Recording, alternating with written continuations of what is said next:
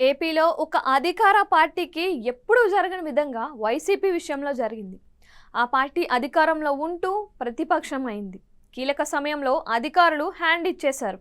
ఉన్నత స్థాయి అధికారుల నుంచి పోలీస్ వ్యవస్థ కూడా వైసీపీని దూరం పెట్టేసింది. ఇది ఎన్నడూ ఎక్కడా జరగని పరిస్థితి. అది కూడా పోలింగ్కి కొద్ది రోజుల ముందు నుంచే కావడం విశేషం. సాధారణంగా అధికారంలో ఉన్న పార్టీ వైపే అధికార గణాలు ఉంటాయి. అలాగే చివరి దాకా పోలీస్ బలగాలు కొమ్ము కాస్తాయి. మరి వైసీపీ ప్రభుత్వం ఫెయిల్యూరా, లేక వారి అంచనాలు తప్పాయా, లేక వ్యూహాలలో తడబాట్లు ఉన్నాయా అన్నది తెలియదు. కానీ వైసీపీని పవర్లో ఉండగానే బేఖాతరు చేసే పరిస్థితి ఏర్పడింది. కేవలం 23 సీట్లు వచ్చాయని 5 ఏళ్ల పాటు గేలి చేసిన టీడీపీ, అదేవిధంగా 100 కంటే తక్కువ ఓట్లు ఉన్న బీజేపీ, పార్టీ పెట్టి 10 ఏళ్ళు అయినా ఏమీ సాధించలేదు అన్న విమర్శలు ఎదుర్కొన్న జనసేన పోలింగ్ రోజున పూర్తి ఆధిపత్యం చెలాయించాయి. అధికారులు, పోలీసు వర్గాలు అంతా కూటమి మాటనే ఎక్కువగా విన్నారు అని ప్రచారం సాగింది. ఇక పల్నాడు జిల్లాలో అయితే చెప్పనవసరం లేదు.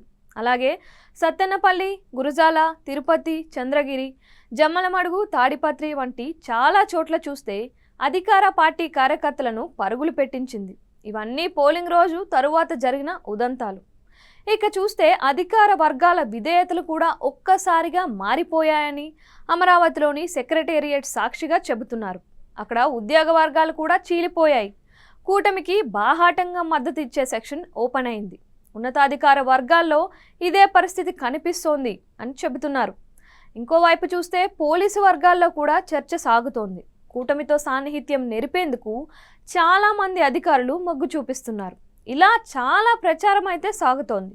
ఇక ప్రతిపక్ష పాత్రలోకి వైసీపీ వచ్చేసిందా అన్నట్లుగా ఆ పార్టీ నేతలు మీడియా ముందుకు వచ్చి చేస్తున్న ఆరోపణలు, వ్యవస్థల మీద గొంతు చించుకుంటున్న తీరు అన్నీ అంతా చూస్తున్నారు.